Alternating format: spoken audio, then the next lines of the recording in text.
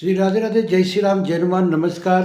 आज ये वीडियो मैं खासतौर से पेरेंट्स और बच्चों दोनों के लिए बना रहा हूँ, लेकिन ज़्यादातर पेरेंट्स को इस वीडियो को देखना चाहिए और स्किप ना करके देखिए कि बहुत सारी बातें मैं करूँगा। 2 दिन के बाद वीडियो बना रहा हूँ। जेईई मेंस का रिजल्ट 2 दिन पहले आया, उसके बाद बहुत सारे बच्चे से मुझे बात करने का मौका मिला है।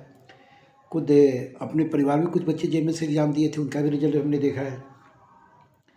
तो रिजल्ट आने के बाद यकीन मानिए, जितने पेरेंट्स दुख होते हैं ना, उससे कहीं ज़्यादा बच्चे दुख होते हैं। बच्चे 2 साल से मेहनत करते हैं, कोई ड्रॉपर भी होते हैं इस उम्मीद में कि इस बार मेरा सिलेक्शन शायद पहले से बेटर होगा, और फिर नहीं मिल पाता है। और अगर नहीं मिलता है उस अवस्था में, अगर पेरेंट्स आप दुखी होते हैं तो आपका दुखी होने से बच्चे का दुखी और कई गुना बढ़ जाएगा।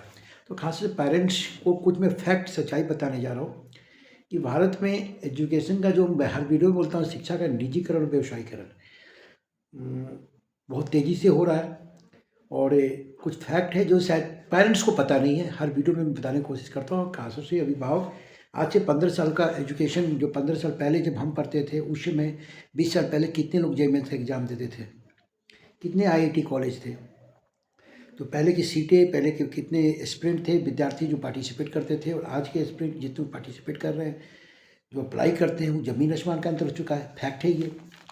और अगर देखा जाए तो लगभग जेईई मेंस में 100 में 3, यानी मात्र इक्वल देखा जाए तो 3% रेशियो है।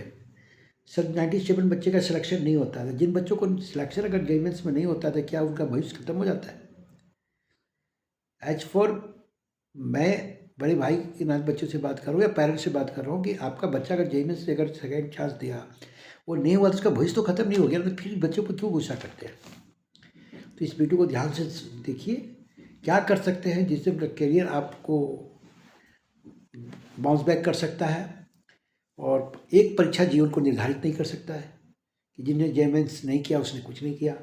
हमारे परिवार में, हमारे समाज में, हमें आस पड़ोस में बहुत सारे ऐसे बच्चे हैं जिन्होंने जेईई मेंस नहीं पढ़ा, मैंने बीटेक नहीं किया, और उसके अलावा जीवन के वो परचम लहरा रहे हैं, किसी फील्ड में लहरा रहे हैं।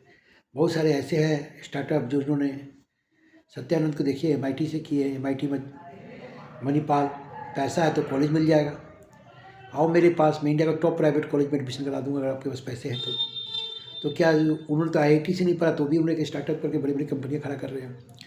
तो आपका बजट भी अलाउ करना चाहिए ना कि मैं मणिपाल का फीस दे पाऊंगा नहीं दे पाऊंगा, बेंगलोर इंस्टीट्यूट ऑफ साइंस को दे पाऊंगा कि नहीं दे पाऊंगा। इंडिया में हर बार बोलता हूँ कि 4 लाख से लेकर 30 लाख का कॉलेज है, तो ये भी तो सोचना है कि आपके बच्चा कैसा है, आप उतना व्यय कर पाएंगे कि नहीं कर पाएंगे।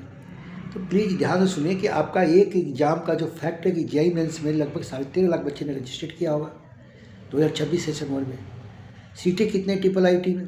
9,000 लगभग, और 24,000 लगभग एनआईटी में, कुछ आईआईटी में, फिर जीएफटीआई में। तो रेशियो निकाल लीजिए, फैक्ट है। 100 में से अगर 3 बच्चा का सिलेक्शन होता है, 97 का सिलेक्शन नहीं होता है। मेरी बात को समझ गए? तो जिनका सिलेक्शन नहीं है वो क्या वो बच्चे नहीं है? उनके पास कोई नॉलेज नहीं है, वो बेकार है? अरे उनके अंदर भी बहुत सारे कुछ है ना, छुपे हुआ गुण को निकालना है अपने बच्चों को। खास से अभिभावक से बोल रहा हूँ, बहुत दुख होता है जो रिजल्ट नहीं आने के बाद प्रतिक्रिया बच्चे के प्रति सही नहीं रखते वो अभिभावक से। बच्चे बेचारे क्या करते हैं कि कोई तो ड्रॉप आउट कर लेते हैं, समझिए कहने की मेरी। इसलिए जिनका रिजल्ट अच्छा नहीं है उन्हें भी Srishti care counselling one call solution से बेस्ट ऑफ लक। आगे के लिए जीवन है, परीक्षाएँ बार बार होगी, बहुत सारी परीक्षाएँ हैं जिन्होंने अभी तक दिया ही नहीं जीवन का, उसके लिए आपका कोई इफेक्ट उस एग्ज़ाम पे नहीं हुआ है, उसके लिए हम लगेंगे ना। जो निकल गया सो निकल गया, आगे सही हो ये सोचना है। तो जेईई मेंस का जो फैक्ट है वो तो आधा पेरेंट्स को ही पता नहीं है अगर देखा जाए तो। अगर फैक्ट पता चल जाए तो आधे से ज़्यादा बच्चे, अपने पेरेंट्स अपने बच्चों को जेईई मेंस की तैयारी ना करवाएं। यही हाल हमारा नीट का एग्जामिनेशन में।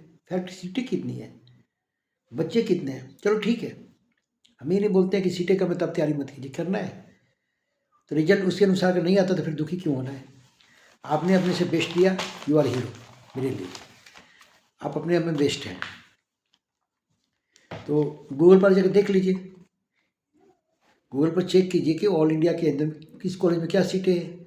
लगभग 14.5 लाख AICTE अप्रूव करता है भारत में सीटें हैं, बच्चे 13.5 लाख है, यानी बेटे के सीटें भी ज़्यादा है, 50,000 लगभग।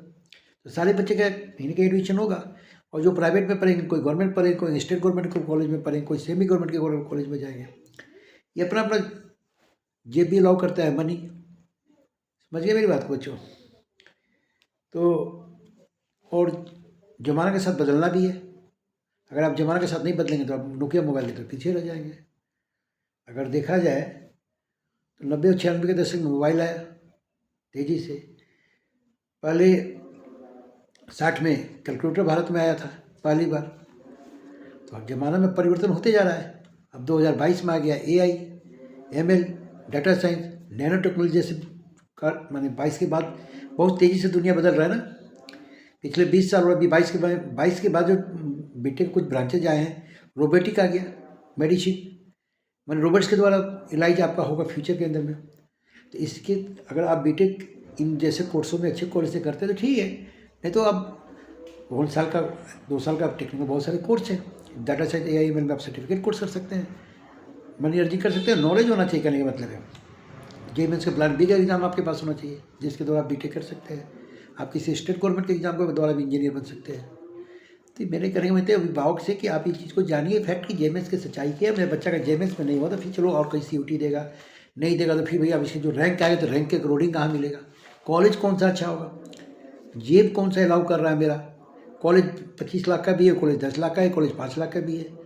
और सारे कॉलेज तो बीटेक ही करवाएगा, सारे कॉलेज तो एवरेज LP लगभग सेम देता है। ये किसी सृष्टि केयर काउंसलिंग ऑन कॉल और सॉल्यूशन से आप संपर्क करेंगे तो आपको मालूम चल जाएगा, या कहीं से भी सब कर सकते हैं। तो ये फैक्ट है, बच्चों से बताना चाह रहा हूँ। ऐसा समय आपके बच्चे पर प्रेशर नहीं डालना है कि भैया तुमने JEE नहीं किया तो कुछ नहीं किया।